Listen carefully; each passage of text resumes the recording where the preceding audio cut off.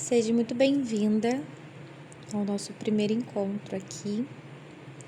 Se você chegou até aqui é porque muito provavelmente o seu coração, assim como o meu, busca um sentido mais profundo, mais elevado para viver a sua vocação. Assim como eu, você tem sede daquilo que Deus espera de você como esposa. E hoje eu decidi criar esse cantinho aqui. Depois de algum tempo, tenho 5 anos de casada e desde que casei peguei um caderno antigo e comecei a anotar as minhas primeiras impressões, os meus primeiros aprendizados e reflexões sobre essa vocação tão bonita. E na certeza de que cada casamento é único, eu acredito que muitas das coisas que nós vamos refletir aqui juntas possa de alguma maneira tocar também a sua vocação e o seu casamento. Hoje, então, gostaria de refletir sobre essa frase: seu casamento é único. É único diante de Deus. Nunca existiu, nunca existirá uma noiva, uma esposa como tu. Nunca existirá e nunca existiu um noivo, um marido como o seu. O seu casamento tem um propósito e tem um querer de Deus. E falar isso é um pouco que óbvio, mas às vezes a gente esquece, sabe? Recentemente, lá no Instagram, passando os reels, eu vi um vídeo de comédia, vamos dizer assim, um meme, onde aparecia uma coisa que acontece muito em vários casamentos. É algo bem de comédia, mas só para que a gente possa entender. A esposa vai dormir e na hora que o marido deita na cama, aí que ela vai pedir o carregador, a água, a pomada, apagar a luz. E aí quando você vai ver os comentários, as pessoas colocando assim: tá vendo? Casamento é tudo igual, só muda o endereço, só muda o CPF, marido é tudo igual. E claro, que de certa forma tem muitas das coisas que a gente se reconhece, coisas parecidas que acontecem com maridos, com mulheres, mas a gente não pode deixar essa máxima entrar no nosso coração, de que é tudo igual, só muda o CPF. Então, se isso acontece na casa de fulano, também vai acontecer na sua. Se isso acontece no casamento da fulaninha, também seu casamento vai ser assim. É preciso que a gente, desde agora, desde o começo, na época do noivado, que seja ali, no finalzinho do namoro, já quase acertando o noivado, já tenha isso no seu coração.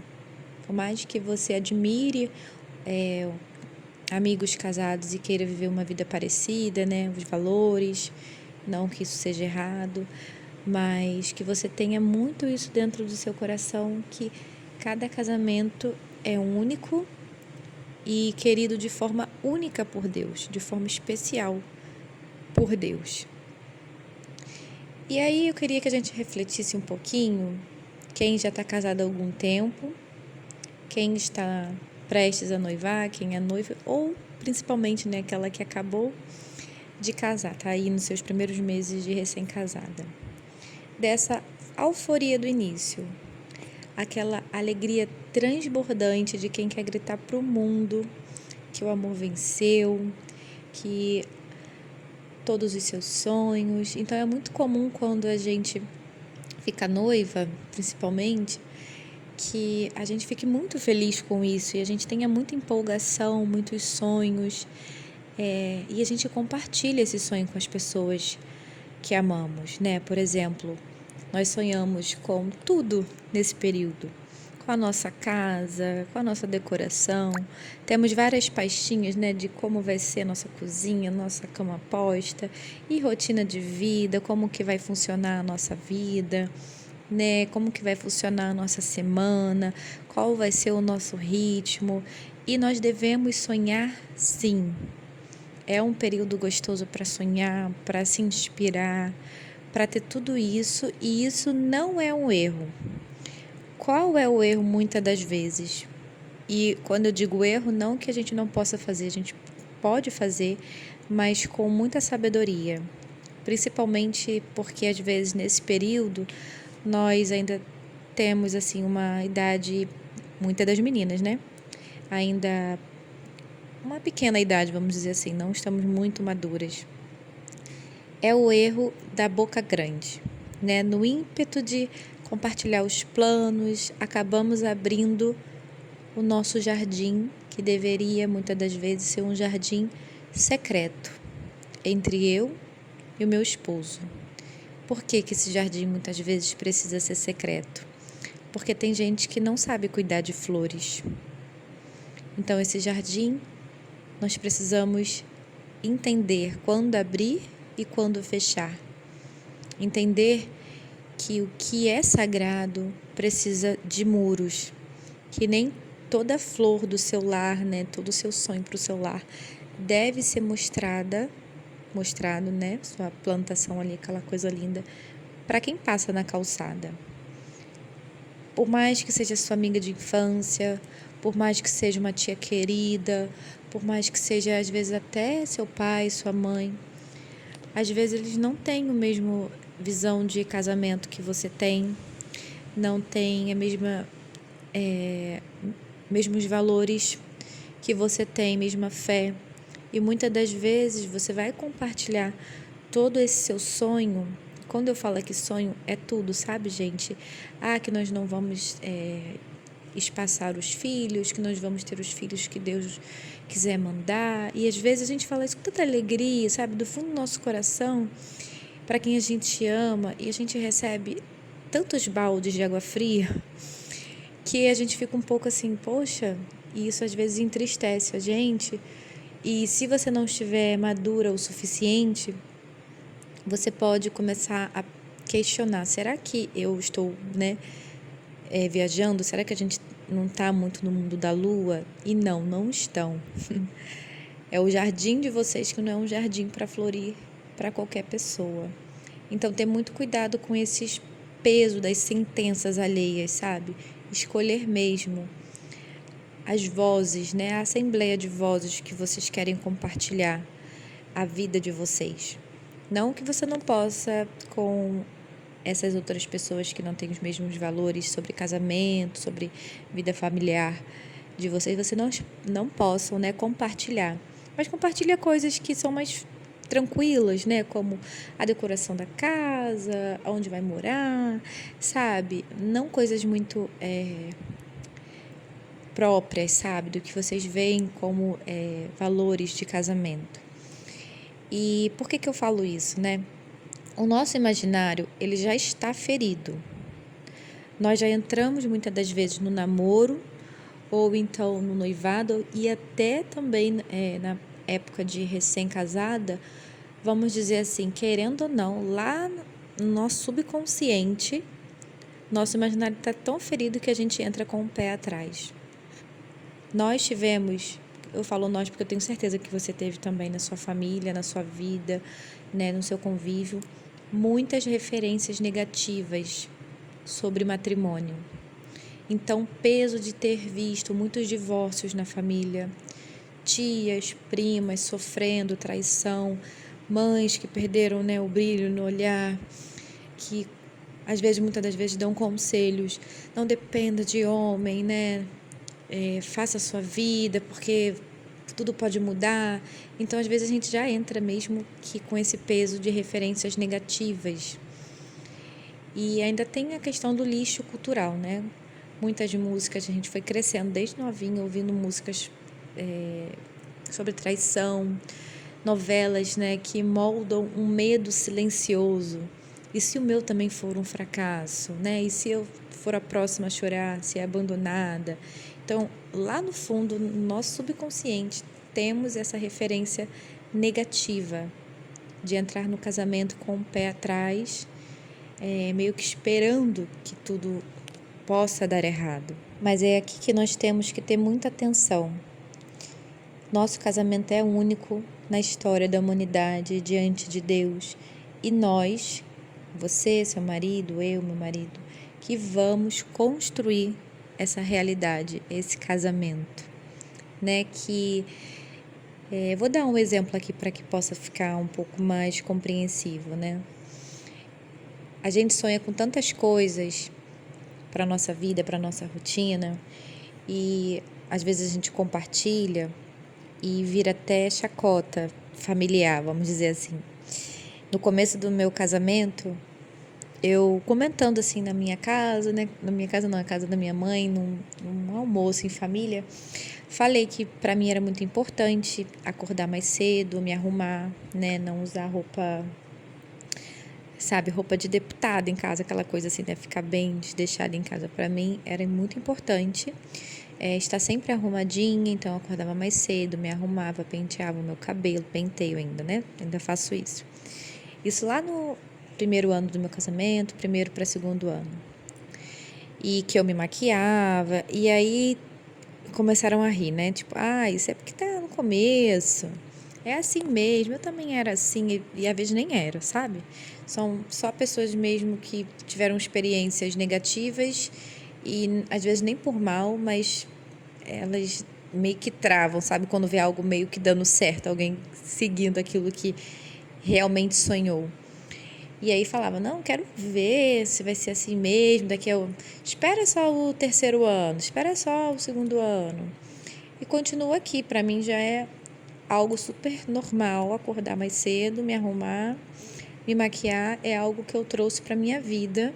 Antes de casar eu não tinha esse hábito, foi um hábito que eu quis adquirir, né, após o casamento. E funciona super bem para mim, para minha vida. Não estou dizendo que você tem que fazer isso, mas é só um exemplo, né, daquilo que eu sonhei e continua. Um outro exemplo também, bem bobinho, assim, mais material, é que assim que a gente casou, a gente fez aquele enxoval, né, e uma das coisas que eu comprei, achei lindo, era um dispenser de detergente de louça. Comprei na Shopee e ao mesmo tempo ele colocava o detergente e do lado colocava a esponjinha. E aí ele era piquititinho. Quando eu comprei, achei que ele era muito grande. Ele era bem piquititinho, sabe? E aí várias vezes na semana eu tinha que encher, né? Pegar o detergente pacientemente e ir ali enchendo. E aí teve um dia que eu recebi minha família aqui em casa. E aí alguém comentou, nossa, logo no começo do casamento, né? Eu duvido que isso aqui passe do primeiro ano. Eu duvido que você vai ter paciência. Esse negocinho aqui, ó, de mesa posta, que eu comecei a fazer mesa posta também. E daqui a pouco tu tá colocando aqui margarina de qualquer jeito. Daqui a pouco vai ser tudo de qualquer jeito. É assim mesmo. No começo do casamento é assim mesmo. Bom, e aqui estou eu, ainda toda feliz, fazendo as mesas postas. Claro que não é todo dia, mas é algo que eu acho muito importante para minha família. Já virou um hábito muito gostoso, né? Belo. E esse dispenser é engraçado, né? Que eu usei até o final. Hoje em dia ele quebrou a partezinha que aperta para sair.